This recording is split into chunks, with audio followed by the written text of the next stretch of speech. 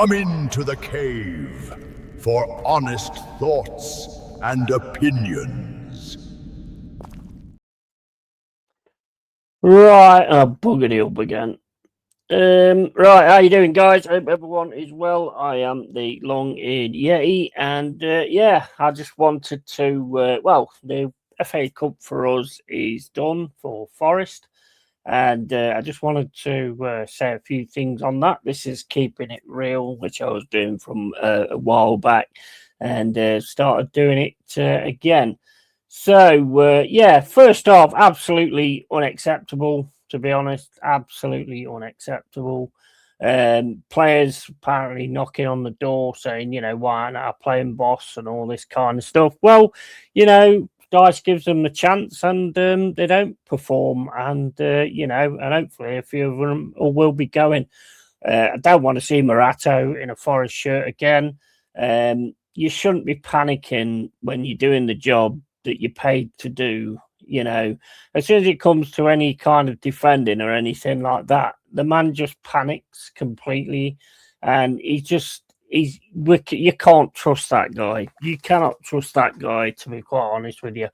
McAtee, again, not really seeing much from him. I don't know if he was one that was back knocking on the door or whatever, but I'm sorry, I don't see nothing from him.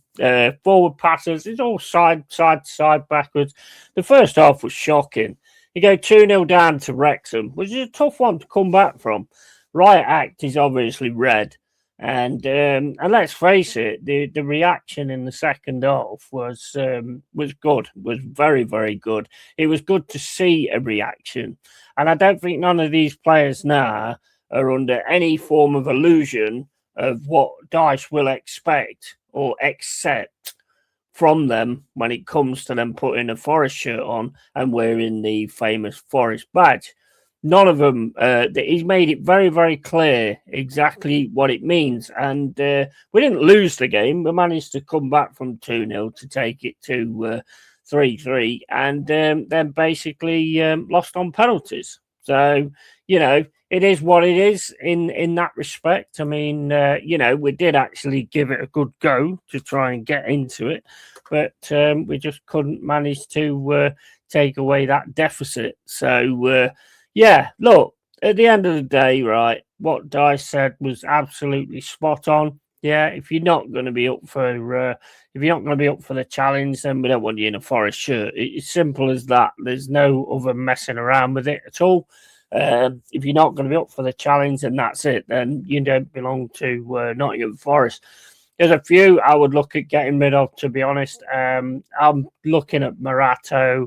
I'm looking at Awonyi. Sorry, you're not really offering a great deal at all at the moment. There's nothing that I'm seeing from you that's really impressing me. Jaya Cunha, I think he's excellent. I thought he was really good as well. And the next time that maybe if Murillo's out or whatever, Jaya Cunha needs to get the shout because it can't be Morato again. Please don't put Morato in a Forest shirt again because then I will start questioning what you're actually doing because that just makes no sense to me whatsoever. Want to see some forward passers, want to get to Sangari. They've got knocked out, I think. So Sangari's on his way back. Hopefully we can get someone that can actually do some forward passing. But yeah, it was ridiculous. The transfer stuff that I'm hearing at the minute is probably Strand Larson, which I'm quite interested in that idea, to be honest. And Harry Wilson is also out of contract and going to be a free agent. So, I mean, I don't mind seeing Harry Wilson either, to be fair. As for Ndoye, Ndoye's not really performing that well for me at the minute either. And I think I'd like to see him doing a little bit more of what he was doing when he first came in, where he's sort of getting into the middle and they're not realising when he sneaks into the middle. Maybe play off Jesus or something, because Jesus does win quite a lot up front. So maybe have him in some kind of situation doing that. But he's another one that needs to step up.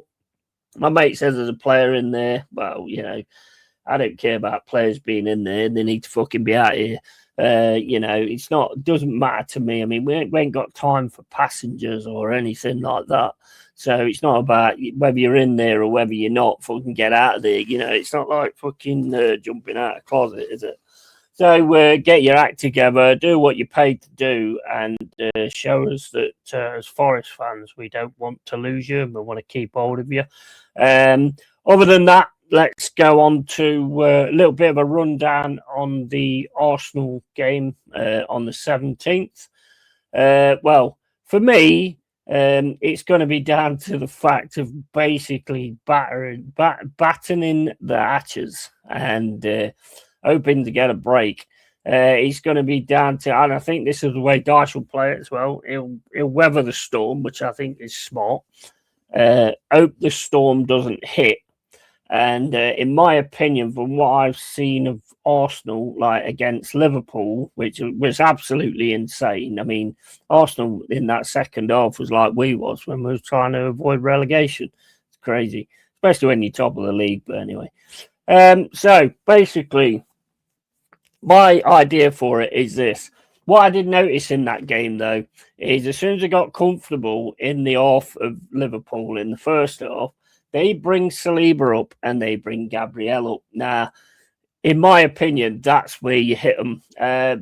Liverpool did it a few times, but just wasn't quick enough with the transition and the passing and everything, and it let Arsenal get back in their numbers and in their spots. You cannot do that. You can't let Arsenal get back in their numbers and in their spots. So basically, for me, it's going to come down to a counter-attack, but it's got to be spot on. Now, is that going to happen? Who knows? But the thing is, it's got to be absolutely spot on. It's got to be quick. It's got to be fast. Like we have done this twice in 2 games now, where we've done a fantastic counter-attack and scored a fantastic goal. And it's been a very, very quick break as well. So we are capable of it. So that, to me, is how we beat Arsenal. And then we just put them to the point where they don't know what else to do and they start throwing themselves to the floor.